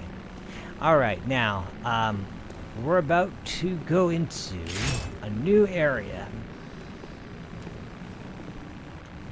And I'll tell you, this is one of those things that on your first playthrough, if you didn't read a guide or hear it from some kind of source, there's probably not a chance in hell you would expect that this is what you need to do to access a hidden area. But I've purposely not fought this guy yet.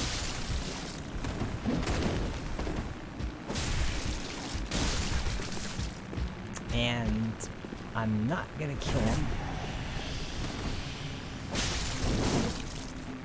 In fact, this is one of the times where I'm gonna let him kill me.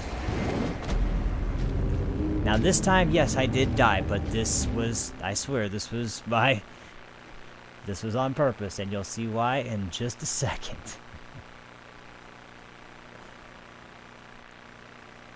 This is what I mean by you would never expect this kind of thing on your first playthrough if you didn't read some kind of guide or something about how to access this place.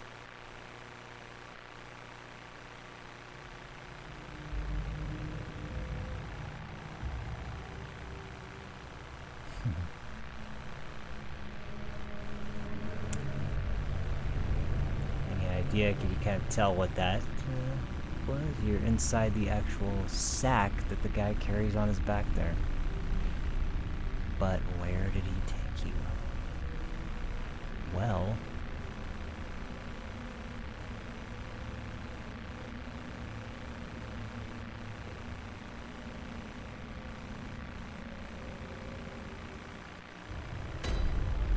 you gain actually insight for finding it. Yahargul, the unseen village.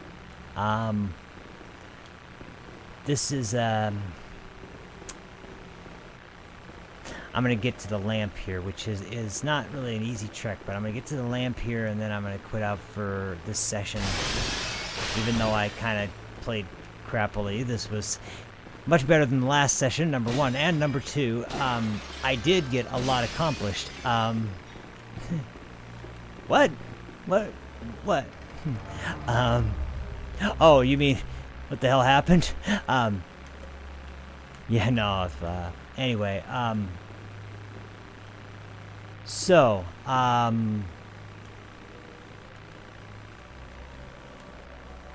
this area, there is no other way to access it in the first half of the game, unless you do it that way. It's pretty unusual how that works out, like I said, but there's some very intense secrets to this area, which become clear over time. But in the meantime, I'll just say that this place is a hidden section of the city where certain sects of the Healing Church performed some very, very dangerous and very forbidden rituals, which they did not want to have any attention drawn to them while they were doing. Madmen toil surreptitiously in rituals to beckon the moon, uncover their secrets. Now, this is another thing I want to point out. So, as you see from this note here, there's a lot of references to the moon so far. There's references to the red moon hanging low when Yarnum was burned to the ground, and another note about and this night is there's something about. Oh yeah, that's right. In the name of this huge turns us of this horrible dream.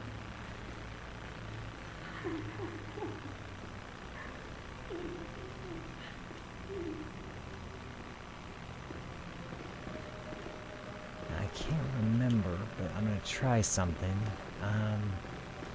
Because there is another NPC obviously here, but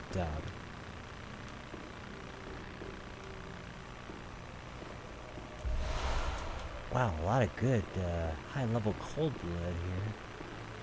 There's all kinds of trinkets and treasures here. I'm gonna go ahead and activate my lantern.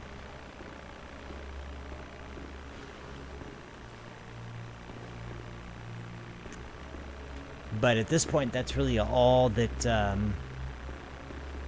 that you can discern about this place, is that it seems to be a very foreboding sort of place where there was obviously some very dark ritualistic magic performed, and it seems like it's not a place you'd want to be regularly, but let me see something. I hope, I'm not 100% sure about this, but I think that this might work. I'm going to try it.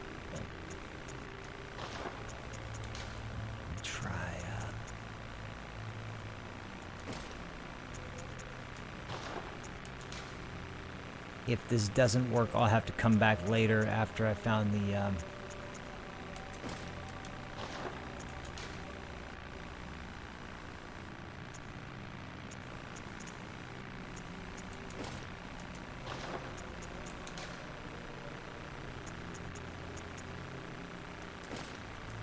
after I found a certain armor set and try and do it that way. So here, let me talk.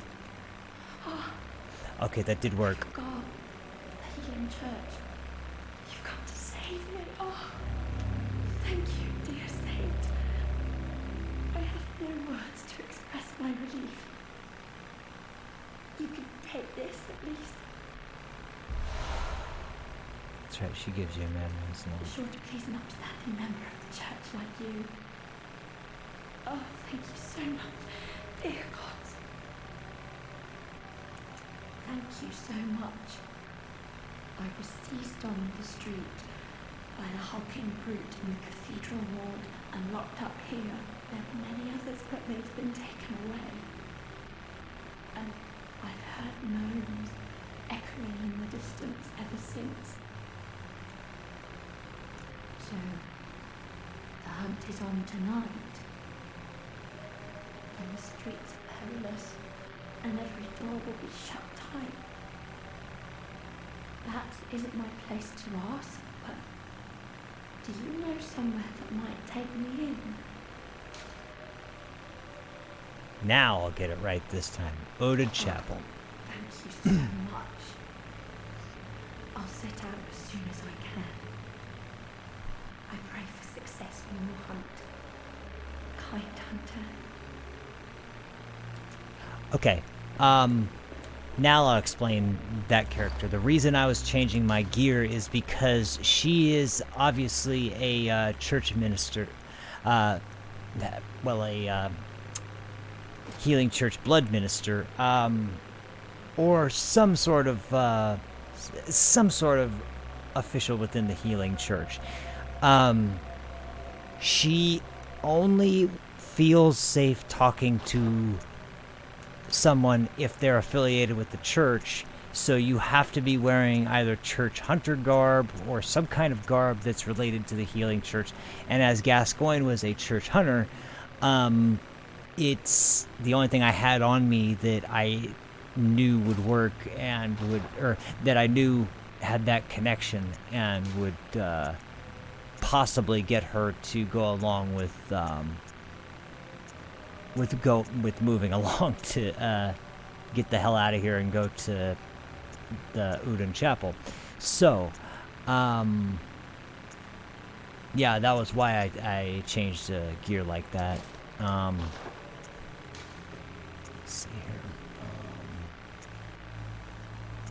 Need to have some high defense.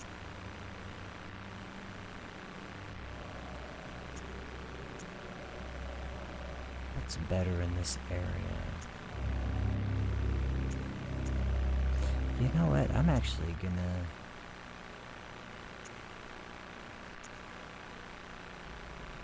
There we go. Use Henrik's trousers here too, because enemies in this area are all barehanded, but this should work good. So anyway, that's our next NPC. Now, I'm going to get the hell out of here. But the way out is, well, it's easy to get to the way out, but this is an area we're going to have to explore more later once we actually get to the point where we can do a little bit more exploration, because I just passed, or I just hit the 2-hour mark. I'm 2 hours and 2 minutes in, so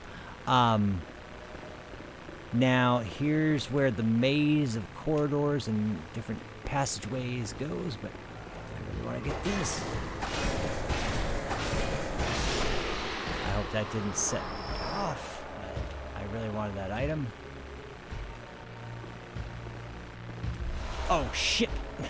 Twin bloodstone shards. I'm glad I got those. Okay. Time to get moving. I should be able to get... yeah, I'm good.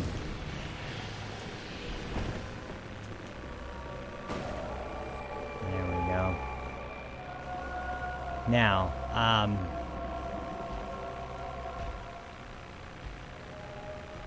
oh, okay. He took off. Alright. So, yeah, Yahar Ghul, the Unseen Village. Now, this is the last thing I'm gonna do before I quit out. Read this one last note here, and then we'll call it good. Nightmarish rituals crave a newborn. Find one and silence its harrowing cry. There's my other emote. Oh, and this. Pay special notice to this statue right here. Besides the fact that this design is just amazingly awesome, it's going to be a very important figure as we go on through this game. So yeah, we're going to go ahead and return to the Hunter's Dream and call it a day on this session. Man, we did get a whole hell of a lot accomplished. Like I said, I did screw up a few things, but I'm starting to get my groove back. Apologies, but in any case, we're making good progress again. The next time I'm on, I will probably do a little bit of exploration into Yahar Ghul, but for the most part, I'm going to start heading in the direction of Hemwick Charnel Lane, and that's actually going to be the that's actually going to be the last big area before we fight the boss in the cathedral. So that will do it for this point. Oh, and in regards to that note about the child, you're also going to notice, you remember I mentioned a lot about how there was quite a few references to the moon in a lot of notes up until this point. Well, from here on out, there will slowly and steadily be more references to newborn children as well. Another major theme of Bloodborne. So yeah, that will be something to look for in the future. But in any case, keep those ideas in mind for the upcoming videos. Thank you very much, Predator, and thank you everybody for watching this stream. I really appreciate you guys for sticking around and checking it out.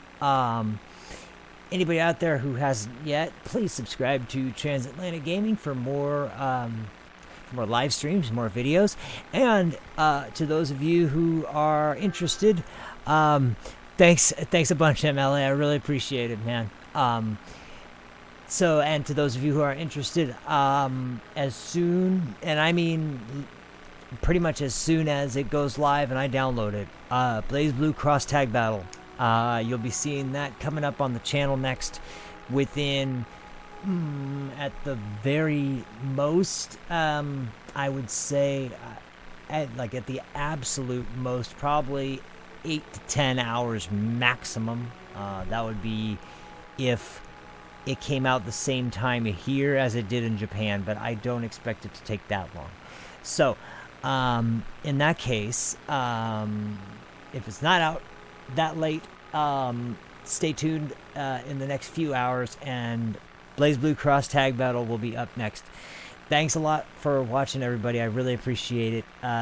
Bloodborne will be up again soon.